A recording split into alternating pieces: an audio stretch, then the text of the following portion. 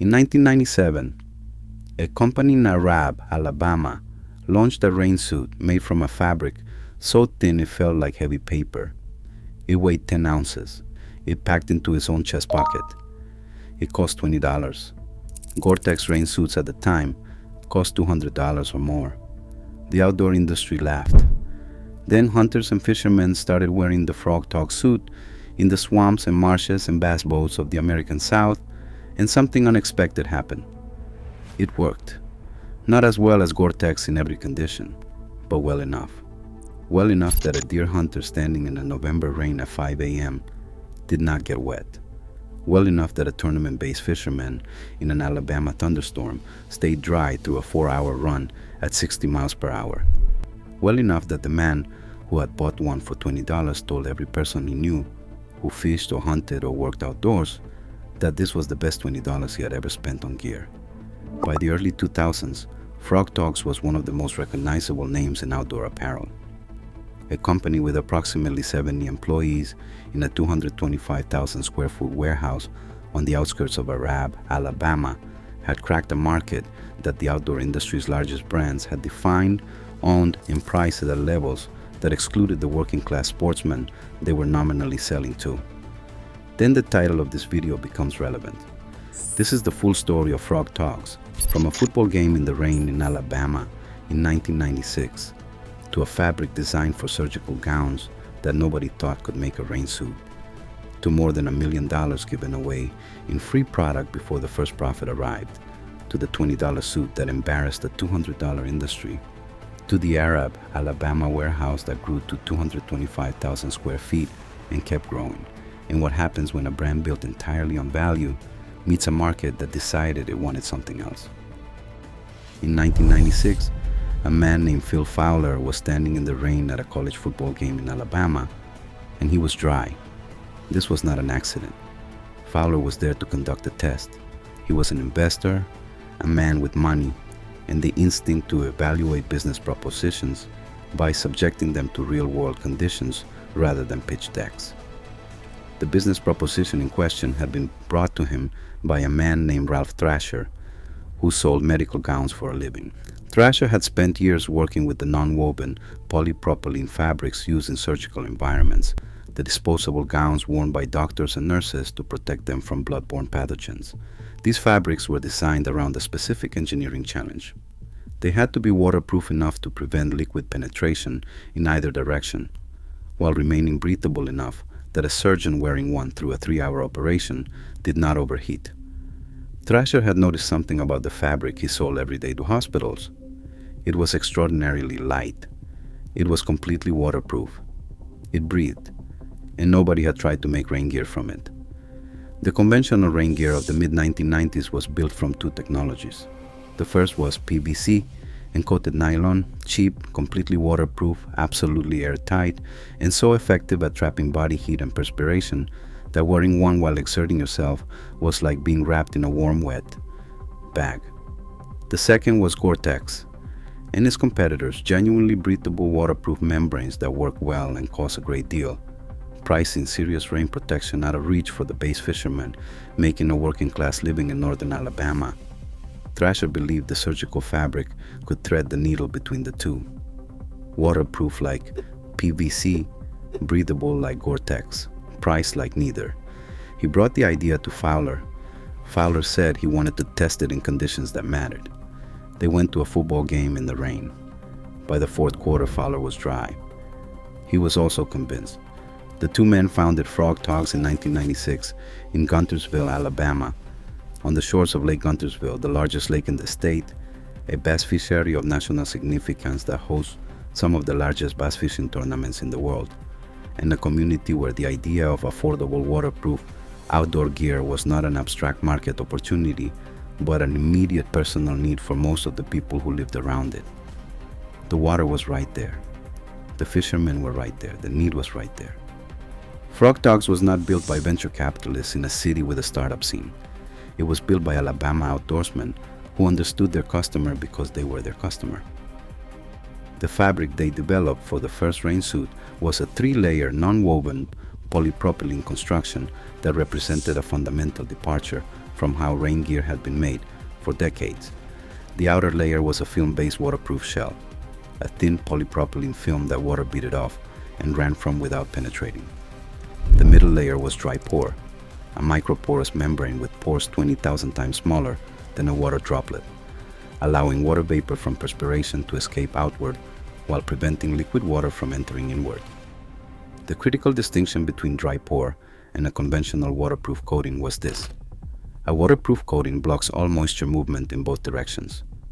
A microporous membrane blocks liquid water in one direction while allowing water vapor, which exists as individual molecules rather than droplets, to pass through in the other.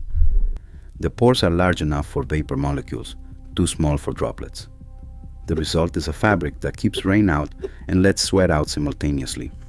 The inner layer was a fiber-based non-woven material that sat against the skin, wicking perspiration away from the body and directing it toward the DriPore membrane for evacuation. The seams were not stitched. They were welded, fused together using ultrasonic sound waves that vibrated the fabric layers at frequencies high enough to melt the polypropylene at the contact points, creating a bond stronger than thread and completely impermeable to water. A conventional stitched seam, however tightly sewn, creates thousands of needle holes in a waterproof fabric. Every needle hole is a potential leak point. The Frogg Toggs welded seam had no needle holes. It had no seams in the traditional sense at all. Only fused joints where the fabric had become, at the molecular level, one continuous piece. The resulting garment weighed approximately 10 ounces for the jacket. The matching pants weighed about the same. Together, jacket and pants packed into a stuff sack the size of a grapefruit, small enough to fit in the chest pocket of a hunting coat or the front hatch of a bass boat. The retail price was $19.99. The outdoor industry did not take this seriously. The premise that a fabric resembling heavy tissue paper could outperform, or even approximate, the breathable waterproof membranes that brands had spent decades developing and marketing at premium prices was, to the established players, implausible. The fabric was thin. It tore if you dragged it through heavy brush. It had none of the structural reinforcement of a serious technical garment. The hood fit poorly by the standards of high-end outdoor gear. The cut was generous to the point of being baggy, sized to slip over heavy hunting clothes without restriction. None of that mattered to the deer hunter standing in a pine thicket at dawn, or the bass fisherman running a tournament lake before the sun came up, or the duck hunter wading a flooded timber bottom in November. What mattered was whether the suit kept the rain out. It did. What mattered was whether it breathed well enough that you didn't arrive at your stand soaked in sweat. It did. And what mattered was whether it cost $20 instead of $200. It did. The first years were hard in ways that had nothing to do with the product. The problem was credibility. A suit made from what appeared to be industrial-grade tissue paper, priced at $19.99, was a product that consumers had to experience before they could believe. No amount of advertising could substitute for the moment a hunter stood in a rainstorm in a Frogg Toggs suit and arrived home dry. That moment, what CFO Chase Handley later called the light bulb moment, was the only marketing that actually worked. But creating light bulb moments at scale required getting suits onto people before those people had decided to buy them. Frogg Toggs had to give them away. The sales team distributed more than $1 million in free rain suits in the company's early years. Not samples. Complete retail-ready suits given to hunting guides, fishing guides, tournament organizers, outdoor retailers, and anyone in the outdoor industry whose opinion carried weight with the working-class sportsman Frogg Toggs was trying to reach. The logic was simple. One guide who tried the suit in the field and believed in it was worth 10,000 advertising impressions. One outdoor retailer who wore one through a wet day at a trade show and came back convinced was worth a full-page ad in a hunting magazine. It took until 1999 for word of mouth to build to the point where the target audience was finding Frogg Toggs on its own. 3 years of free product, lean payroll, and the particular faith of founders who believed that if the product worked, the market would eventually come to it. It came. The growth that followed was not explosive. It was steady, consistent, and built on the most durable foundation in consumer goods.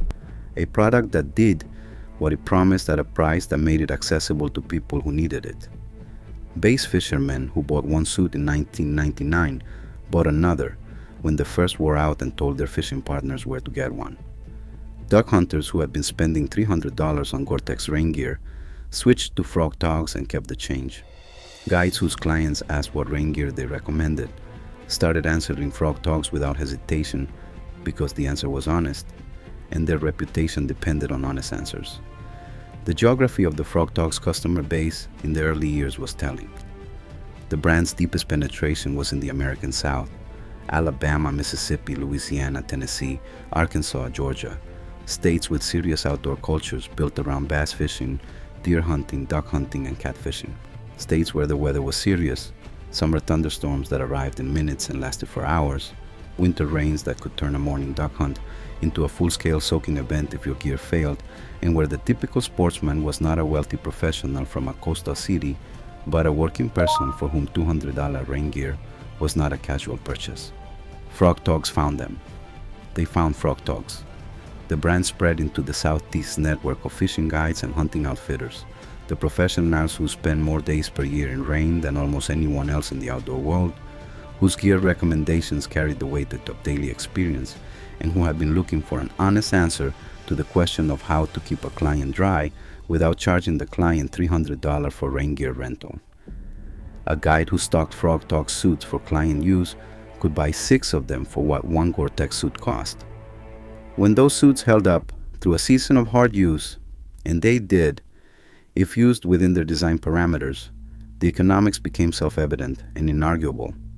The company moved from Guntersville to a larger facility on top of Georgia Mountain between Guntersville and Arab as demand grew.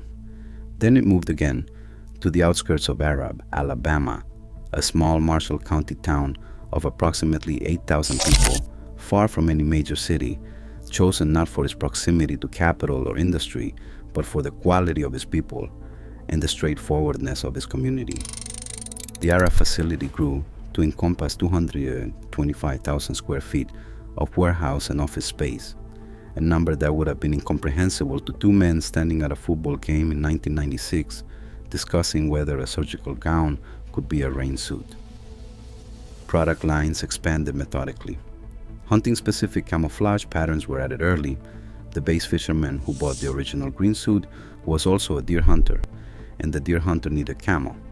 The all-sport rain suit arrived alongside dedicated hunting designs. Motorcycle rain gear followed because the motorcyclist caught in a rainstorm shared the same fundamental problem as the fisherman. They needed something light enough to carry at all times and effective enough to use when the weather turned. Cycling and running rain gear followed for similar reasons. The Chili Pad cooling towel, a personal cooling product that applied the moisture management principles of the DriPore membrane to the opposite problem, became one of Frogg Toggs' most significant product successes outside the rain gear category. Soaked in water, the Chili Pad maintained an evaporative cooling effect against the skin that reduced perceived temperature significantly. Golfers used it. Marathon runners used it. Construction workers used it. The same Alabama heat that made rain gear necessary in summer made a cooling product useful in the same season, and Frogg Toggs was already in the distribution channels that reached the people who needed both.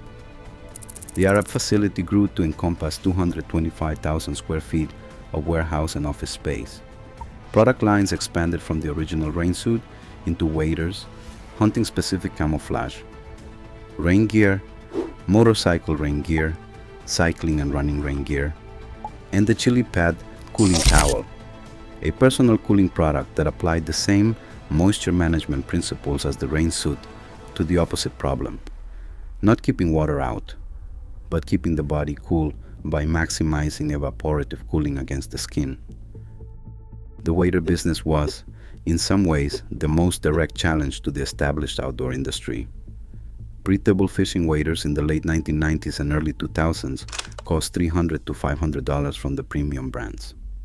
Simms, whose Gore-Tex waders we covered in an earlier video in this series, sold to the guide and serious angler market at prices that reflected the materials, the construction, and the American manufacturing operation behind them. Orbis, Patagonia, and Lelo Bean offered their own breathable wader lines in the same price range. The working-class fisherman who needed to stay dry while wading a cold river in November had historically been left with 2 unappealing options: rubber waders that kept the water out but turned every upstream wade into a sauna, or a $400 purchase that put him in debt for a piece of fishing equipment. Frogg Toggs entered the wader market the same way it had entered the rainsuit market, with a product that used a different material, a different manufacturing approach, and a dramatically lower price to reach the angler who could not justify $400 waders but still needed to stay dry in moving water. The initial Frogg Toggs breathable waders used a DriPore based fabric construction that provided genuine waterproof breathability at a price point that made wading accessible to a generation of fishermen who had previously been priced out of the technology. The Grand Refuge breathable wader, with its removable insulation layer designed for waterfowl hunting in flooded timber and shallow marsh environments, went directly after a segment that had been dominated by premium brands. Frogg Toggs priced it significantly below the competition. The waterfowl hunting market, which skewed toward working-class sportsmen in the American South and Midwest, the same demographic that had built the rainsuit business, responded in exactly the way it had responded to the original $20 suit. The product worked. The price was right. The word spread through duck camps and hunting clubs and online forums where serious waterfowl hunters shared information with each other without the filter of brand marketing. By the 2010s, Frogg Toggs waders were stocked alongside Simms, Patagonia, and Orbis at outdoor retailers across the country, a direct market confrontation that would have seemed implausible to anyone in the wader industry in 1997, when Frogg Toggs was still giving away rain suits at football games to prove the fabric worked. By the 2010s, Frogg Toggs was stocked at Bass Pro Shops, Cabela's, Walmart, Academy Sports, and most major outdoor retailers across the country.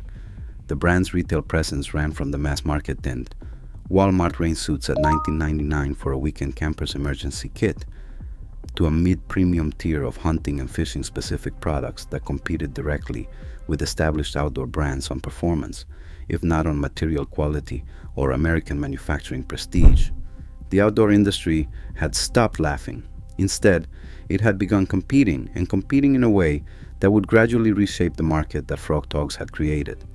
Columbia Sportswear developed Omnitech, its own proprietary waterproof breathable membrane that reduced its dependence on Gore-Tex licensing and allowed it to produce competitively priced rain gear without paying Gore's royalties.